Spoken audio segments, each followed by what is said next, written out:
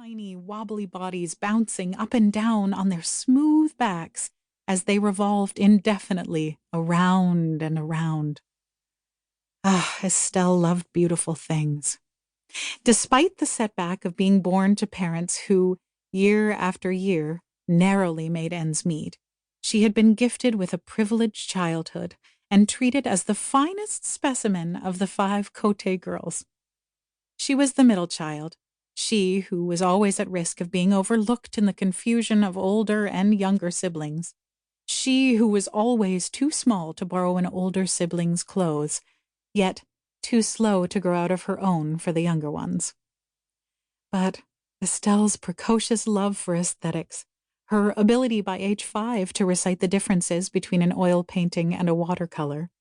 As a teenager, she would fall in love with artistic photography. Her insistence on setting the dinner table in summertime with wreaths of field flowers she made herself inspired little Estelle's parents to put their faith in the future and cultivate her aptitudes so that one day she might become more than the daughter of yellow tobacco serfs from La Naudière, a community 1 hour northeast of Montreal, whose identity was so bonded to its religious heritage, its inhabitants seemed to dwell in a time capsule. Estelle and I were both 20 when we met, but Estelle spoke and moved in the manner of a distinguished person, one who had doors opened for her, coats hung, and cigarettes lit. She appeared to come from old money, when in fact it was I who came from a brand of wealth and pedigree, and neither had impressed favorably upon my family's moral character. I could not speak to her at first. Her perfectly reasonable question, "Where is Rue de la Commune?" stunned me with its inhuman musicality, its flute-like tenor. I pointed southeast, and then crossed Rue Notre-Dame West as the light changed mercifully to green. Before I stepped onto the opposite sidewalk, Estelle was tugging at my coat sleeve, apologizing, but could I be more specific? And where had I gotten my hat? Ah, she adored hats, though she believed bandanas and headscarves suited her better. My hat looked like a post-World War I trilby, though she couldn't be certain.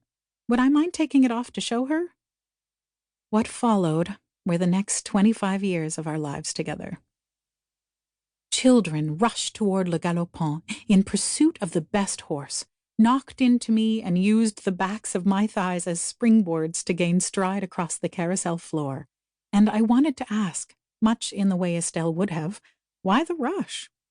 Every horse appeared identical, white, legs striking out in front and back in a presupposed race, ears alert and pinned at the crest of a bulging neck, uncomplicated eyes and mouth strangely hostile for a children's ride.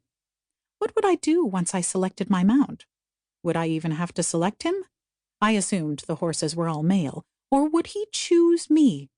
As I overheard one young girl protest wretchedly when her mother proposed a random horse. The girl would have spat on the poor fellow had she understood such a gesture could efficiently demonstrate her indignation. But instead, she moved onward and made eye contact with each gleaming animal until one finally wooed her. In the girl's defense, she chose the only horse whose forelock fell neatly carved between his eyes, so there were subtle differences after all. I wished Estelle could be with me as I circled the platform a second time, in search of the spot that would best conceal my aloneness more than my childlessness. I finally settled on a blue and pink chariot, figuring it would be easier to accomplish my task from a fixed perspective. I did not, it turned out, take any photographs during my first ride.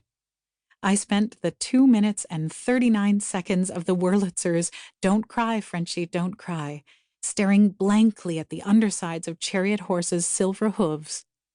The children, thinking already of their next fun park adventures, began dismounting as the carousel made its final revolution, and their eager feet squeaking to the ground, tripping over loose shoelaces, exhumed from me, however fleeting, a more sincere desire for my wife.